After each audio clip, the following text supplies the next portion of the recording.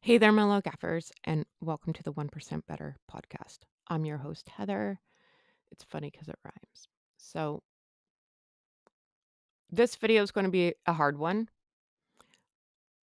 just so everybody knows, but it has to be said. When I was fully engulfed in my eating disorder, I was very, very, very ill. I was very, very, very thin. I was the 1%. I'm not saying that because I'm trying to make anyone else feel bad about their eating disorder. That's not it. I'm just trying to give you a picture of what I looked like. When I was in the hospital, and I'll go into that in more detail, but right now it's not the time. But this has to be said.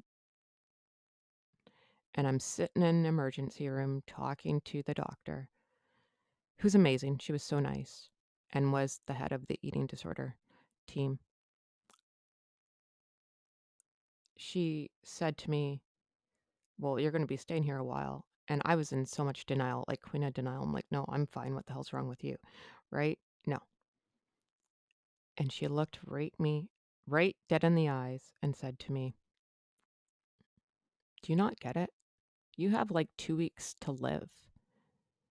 Actually, we don't even think you're going to make it that long." And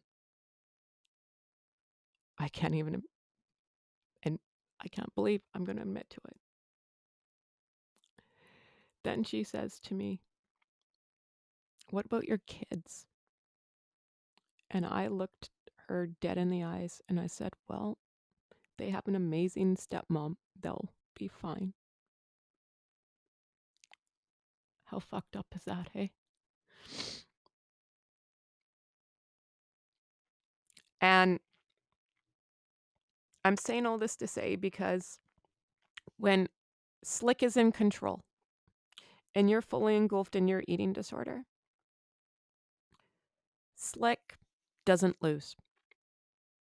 He doesn't.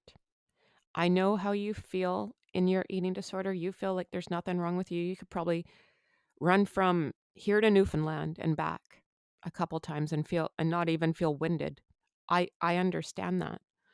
I understand that you're living on adrenaline and you're not sleeping, but you feel great. That everything you're feeling right now is not good. Just so you know, that's bad. Very, very, very bad. But Slick's so good at convincing us that we are perfectly fine and everybody else in the world is the ones that are fucked in the head. No, that's not the truth.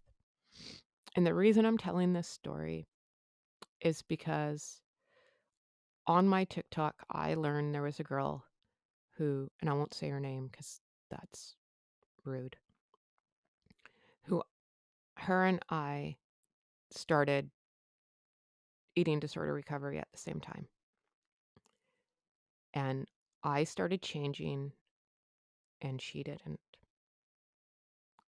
And we DM'd back and forth. We weren't like buddies or best friends by any means, but in the beginning we started DMing and then eventually like just didn't anymore, I guess, it's one of those things.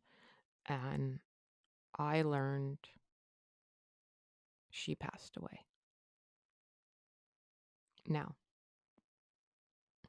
I go back to saying Slick doesn't lose.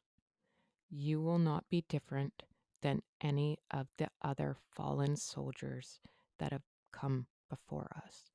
I know I'm extremely lucky.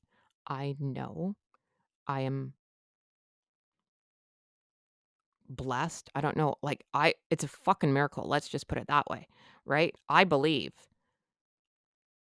I do believe. I have faith and trust me, after all this my faith has gotten a whole lot more because I look at stuff like this and I think, why her and not me?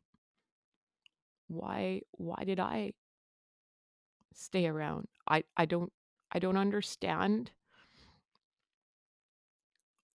It it fucks me up to a certain point,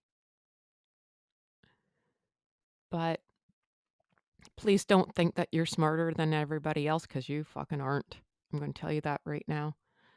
If you are on the side of Slick and you are fully engulfed in your ed and you're doing behaviors and whatever the hell you're going to do, it's not going to get any better. It's going to get worse. And there's the only way out is you choosing recovery or Slick wins. That's it. That's the truth of it. If you don't choose you, Slick will take you out.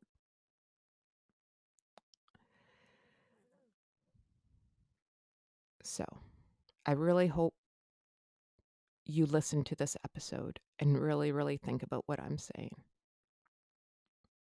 because it's the truth. Please choose you. 1% better every day.